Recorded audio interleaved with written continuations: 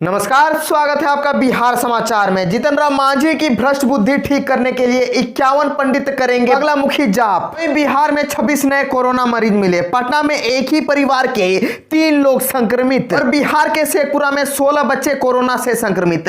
पूरा गांव बना कंटेनमेंट जोन। ओमिक्रॉन जांच को भेजे सैंपल। वहीं बिहार में आज और कल हल्की बारिश के आसार। मौसम विभाग ने जारी किया ऑरेंज अलर्ट। तो अब तक की बड़ी खबरों पर बात करने से पहले आपसे छोटी सी अनुरोध है कि कृपया वीडियो को एक लाइक जरूर करें, क्योंकि आपका एक लाइक करना ही हमारे मेहनत का फल होता है। तो शुरुआत करते हैं आज की पहली और बड़ी खबर से।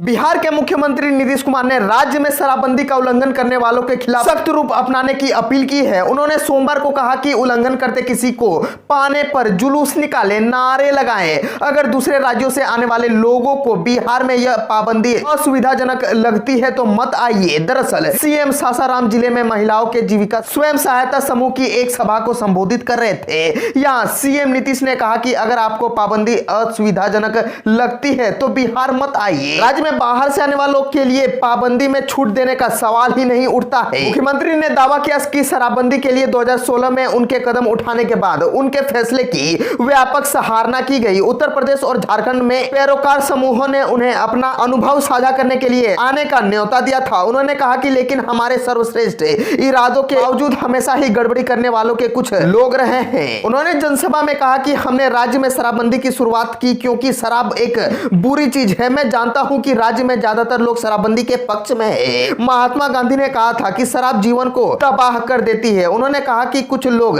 हमेशा शरारत करते हैं और वे ऐसे काम करते हैं जो हमारे सही कदम के खिलाफ जाते हैं। साथ ही कहा कि राज्य में शराबबंदी कानून का उल्लंघन करने वालों के खिलाफ सख्त कार्रवाई की जा रही है। बिहार में आज और कल हल्की बारिश के आसार। मौसम विभाग ने जारी किया ऑरेंज अलर्ट। बिहार में बादलों का बसेरा शुरू हो गया है और न्यूनतम तापमान में लगातार वृद्धि हो रही है। पिछले 24 घंटे में अधिकतम तापमान में भी वृद्धि दर्ज की गई है। अब आसमान में बादल अगले 24 घंटे में धीरे धीरे सघन होंगे। इससे मंगलवार और बुधवार को राज्य के कई हिस्सों में बारिश के आसार है। बुधवार और गुरुवार को शीत दिवस की स्थिति बन सकती है। बिहार के ऊपर चक्रवर्तीय परिसंचरण का क्षेत्र बना हुआ है और पूर्वा के लगातार प्रभाव से बारिश अनुकूल स्थिति बनी हुई है। मौसमविदों के अनुसार कई हिस्सों में मध्यम तो कहीं हल्की बूंदाबूंदी हो सकती है। मेघ गर्जन के साथ बिजली गिरने के भी आसार है। पटना मौसम विज्ञान केंद्र ने 28 दिसंबर के लिए ऑरेंज अलर्ट जबकि 29 दिसंबर के लिए येलो अलर्ट जारी कर कहा है कि सूबे में 1-2 जगह बिजली गिरने की भी घटना हो सकती है। विशेषकर राज्य के दक्षिण मध्य और दक्षिण पश्चिम के जिलों में मेघ गर्जन की स्थिति बनेगी। मौसम विभाग के अनुसार एक चक्रवर्ती परिसंचरण दक्षिण पश्चिम बिहार और इसके आसपास बना हुआ है। सतह से 900 मीटर ऊपर दक्षिण पूर्वी हवा का प्रसार हो रहा है। इससे उच्च दबाव का क्षेत्र विकसित हो रहा है। इसके परिणाम स्वरूप पटना सहित कई अन्य भागों में बादल छाए रहे और मौसम शुष्क बना रहा। अब 28 और 29 दिसंबर को हल्के से मध्यम स्तर तक की बारिश हो सकती है। बिहार में 26 नए कोरोना मरीज मिले। पटना में एक ही परिवार के 3 लोग संक्रमित। पटना में सोमवार को एक डॉक्टर परिवार के 3 सदस्यों के अलावा कुल 11 सहित पूरे बिहार में 26 कोरोना संक्रमित मिले। पटना का डॉक्टर परिवार बोरिंग रोड इलाके का रहने वाला है। वर्तमान में 116 सक्रिय मरीज हो गए हैं। बिहार के शेखपुरा में 16 बच्चे कोरोना से संक्रमित। पूरा गांव बना कंटेनमेंट जोन। ओमिक्रॉन जांच को भेजा सैंपल। बिहार में कोरोना के मामले तेजी से ही बढ़ रहे हैं। संक्रमण मरीजों की संख्या 100 के आंकड़े को पार कर गई है। शेखपुरा में एक शिक्षक के लापरवाही के कारण करीब 16 बच्चे संक्रमित हो गए हैं। पूरे गांव को कंटेनमेंट जोन बना दिया गया है। साथ ही ओमिक्रॉन जांच के लिए सैंपल भी भेज दिया गया है। बताया जाता है कि मामला उजागर होने के बाद संक्रमित शिक्षक गांव से फरार है। जानकारी के अनुसार घर घर जाकर ट्यूशन पढ़ाने वाला अभिषेक कुमार पहले खुद पॉजिटिव हुआ। इसके बाद उसके संपर्क में आए 16 बच्चे कोरोना की चपेट में आ गए। बताया जाता है कि होम आइसोलेशन में रहने की बजाय संक्रमित शिक्षक ने लापरवाही दिखाई और बेंगलुरु फरार हो गया। अब जिला प्रशासन कार्रवाई की बात कर रहा है। वहीं संक्रमित शिक्षक की मां की कोरोना रिपोर्ट भी पॉजिटिव आई है। शनिवार तक जिले में कोरोना का सिर्फ एक पॉजिटिव केस था, लेकिन एक साथ 17 नए केस सामने आने से स्वास्थ्य विभाग में हड़कंप मच गया है।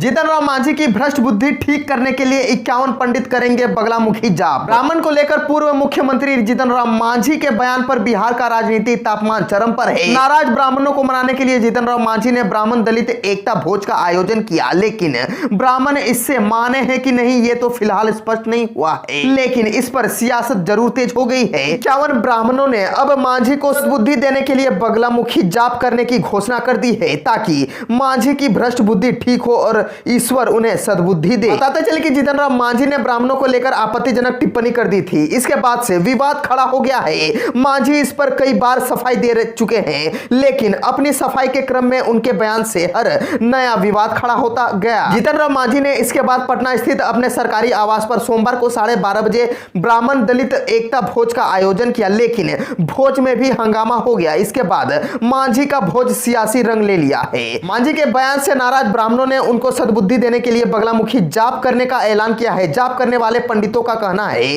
कि वह मांझी की भ्रष्ट बुद्धि की ठीक करने और ईश्वर से उन्हें सद्बुद्धि देने की प्रार्थना करेंगे। जाप का आयोजन पटना के विजय राघव मंदिर में किया जाएगा। मंदिर के पुजारियों का कहना है कि मांझी ने मांस मछली खाने वाले ब्राह्मणों को अपने भोज में नहीं बुलाया है। हम लोग लहसुन प्याज तक भी नहीं खाते हैं। हमारे जैसे 1 लाख से ज्यादा ब्राह्मण है जो मांस मछली नहीं खाते हैं, लेकिन मांझी यह चेक कैसे करेंगे जो ब्राह्मण है उन लोगों ने मांस मछली खाया है कि नहीं। मांझी ने पटना में मशहूर भुइया समाज के कार्यक्रम में कहा था कि आजकल मुसहर टोली में सत्यनारायण भगवान की पूजा होने लगी है। मांझी ने इसी सभा में पंडितों के लिए आपत्तिजनक शब्द का प्रयोग किया था, जिसके बाद विवाद खड़ा हो गया।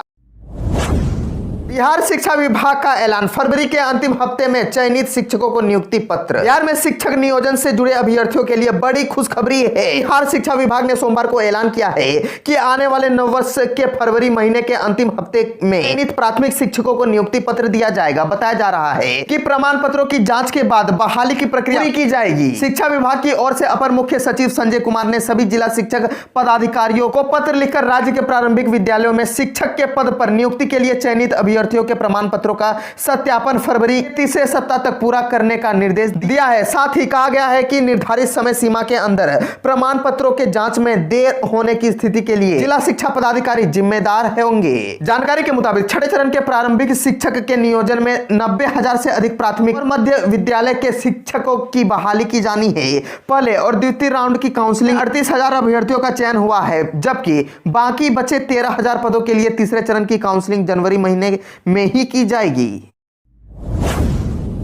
सुशील मोदी ने की इस्लामिक देशों की तारीफ, बोले भ्रम फैलाना गलत, बिहार सरकार के फैसले को सराहा। बिहार के पूर्व उप मुख्यमंत्री और राज्यसभा सदस्य सुशील कुमार मोदी शराबबंदी के मसले पर इस्लाम और इस्लामिक देशों की तारीफ की है। उन्होंने इस्लाम और इस्लामिक देशों के शराबबंदी का हवाला देते हुए बिहार में लागू मद्य निषेध कानून को सही ठहराया है। मोदी ने कहा कि इस्लाम में शराबखोरी को गुनाह माना जाता है। इस्लाम देशों में पूर्ण शराबबंदी लागू है, वहां स्थानीय नागरिकों पर कड़े शराबबंदी कानून लागू है। कोई भी धर्म शराब पीने को जायज नहीं ठहराता, फिर भी कुछ लोग इसके पक्ष में दलील देकर गुमराह कर रहे हैं। राज्य के पूर्व उप मुख्यमंत्री और राज्यसभा सदस्य सुशील कुमार मोदी ने सोमवार को कहा कि बिहार में पूर्ण शराबबंदी की सफलता के लिए राज्य सरकार ने हाल में जो बड़े प्रशासनिक बदलाव किए उसके बेहतर परिणाम मिल रहे हैं। शराबबंदी कानून से जुड़े मुकदमों का बोझ कम करने के लिए 75 विशेष अदालतें गठित करने का फैसला सराहनीय है।